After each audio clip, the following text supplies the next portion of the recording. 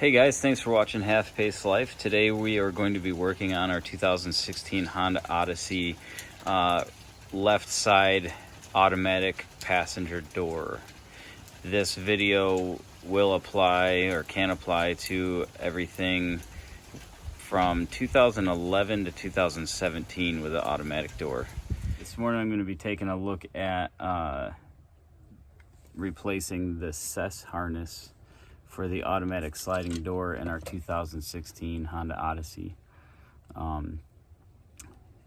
The door stopped working, and then I did some investigation into trying to figure out why this harness had gotten caught in the door. As you can see right here is a little bit of tearing in the boot that goes around it.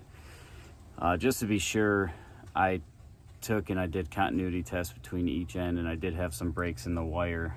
So today we're going to be doing a how-to on how to take the door panel off of the rear passenger left-hand door, and the replacement of the cess harness, and then reassembly of the door. So two disclaimers real quick. First disclaimer is I have children and my car is not immaculately perfect, so don't judge me on the condition of it. And the second disclaimer is I removed the seat that's next to the door for some extra room. I don't believe you need to, but it definitely helps when trying to finagle pieces and stand in there or sit in there to get this work done. So those two things, and let's go. As I said, I've removed the seat that goes here.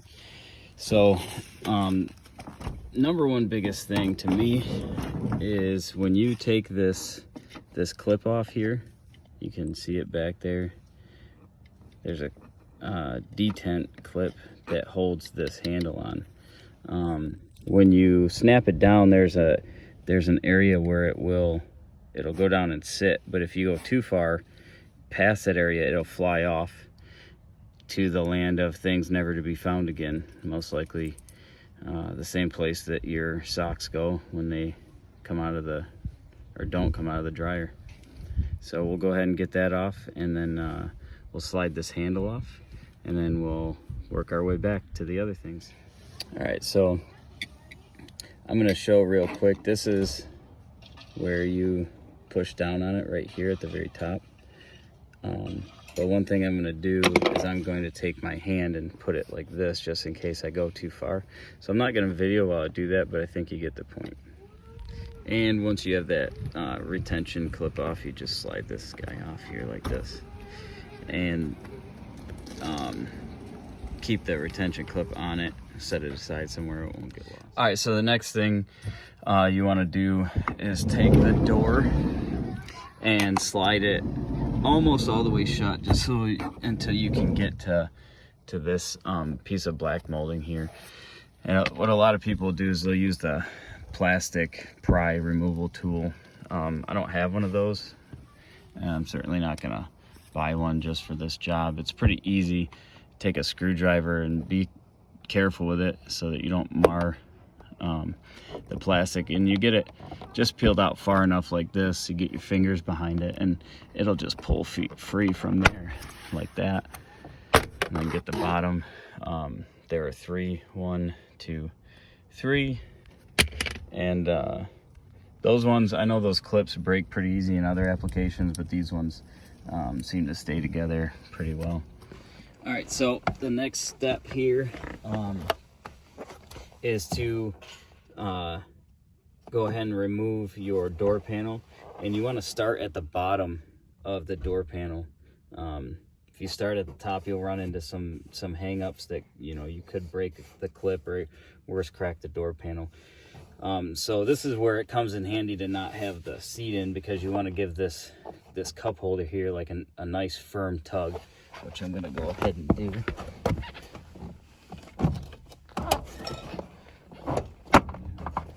All right, so now that's free on that side, and I'm going to go ahead and work my way this way. Okay, so just saw me pull that piece loose, and you work your way this way. There's one in the back corner here, so you want to get the door closed enough where it's not in the way from the fender, but not all the way shut, so you can freely move in and out since your handle's off. So get that out, you work your way up the sides. It's a little tricky in there. I'm going to get this side first. It's pretty easy. There's a couple of ones that you don't realize, like kind of toward the center, that you can pop off as you go. It's pretty self-explanatory. Just be very careful not to crack your vinyl here. All right, so once you've gone ahead and unsnapped all of your plastic pins holding this in place, you want to get it past the little pin that holds that your doorknob goes on. And once you get past there, you should be able to just pick up upwards on this and peel it off like such. Okay, and then once you're off like this, you're gonna want to go ahead and detach the door switch clip here, which is relatively easy. There's a little thumb release here, and it goes in this way. You just push down on it and it'll peel right out for you. All right, so the part that I had pulled out right here originally went to these connectors here, and then wires down, I believe, in through here, if I remember correctly. I took it out a couple months ago. And then in, here you can see up in there where the where I tucked away the connectors. So I'm gonna go ahead and pull those out and then get the new one installed. All right, I'm back. I remembered when I originally did this, I pulled this piece off too, this sill. That comes off really easy, so I'm just gonna pop it off right now. It just pulls up on both ends and it goes like this. It's a nice mess in there. Yeah, these are the connectors I was talking about. And then they just come in here and they thread down along this arm up into here, along to over to here. All right, so this is the replacement CES harness. I bought a used one off of eBay from a used car parts dealer. Honda had quoted me something like $400 for the part, and then another $700 to install it. So I decided to go at it myself. I ended up getting this on eBay for like $53, guaranteed, tested, good to work. So I'm gonna go ahead and install that right now. First thing, so this goes here like this, and then it bolts down just one spot right there, and that's what this guy's for. So I'll get this finger tight real quick.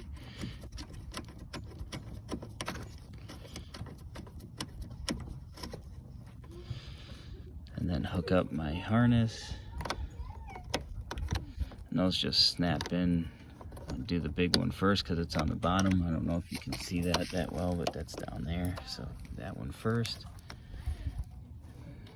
And then the top one. Make sure they're in there. Yeah, they're good. All right. So I got that. And then you just take this guy and kind of weave it back here, if that's the right word. You get the idea. So it comes back here and it secures into these two plastic grommets, I guess you could call them, with just a regular machine screw. So I'm gonna go ahead and get this harness up out of the way and then hop in the van, because the best way to do it is from the inside with the door partially closed. So I'm gonna get there and then I'll start filming again. Okay, so I got this tightened down. That's a 10 millimeter in case you're wondering. And then I ran it back here, and like I said, this is a lot easier to get to with the door half closed. So I went ahead and I got this screw put in. I went ahead and lost that screw actually. So this screw is another 10 mil just like this, but it has a coarse thread, and it threads into a piece of plastic like I showed you in the last shot. Since I lost it, I am substituting it with this Phillips head and a washer. The original one, like I said, it's a 10 mil. It has a little bit wider I guess profile than this, so it fits into this nicely. I am going to order this part because I'm anal and I want it to be correct, but I also wanted to finish this video and finish this install and be able to use this door until it comes in. So I went ahead and substituted it with a Phillips that has the same coarse thread, and I can show you that this coarse thread looks just like that. These cables is pretty self-explanatory where they get hooked back up to. They only fit in one spot here, just like this. All right, now I'm gonna go ahead and test the door before I put all this stuff back on, just to make sure my fix and the part are functioning properly. And then once we do, we'll go ahead and do the reassembly, and I'll show you guys that too. Having to cheat a little bit here because it's raining and I don't really want like all these cables and things getting wet in the rain, even though it probably wouldn't matter too much. I'm just not wanting to deal with it. The long and short is, when you put this panel back on, you want to start with the top. So you get the top notched into by the window here, and then push it down until you can get the panel past the pin for the door handle, and then snap all the edges back into place. They'll line back up. Super simple, pretty self-explanatory. That's why I didn't feel the need to do the video of it.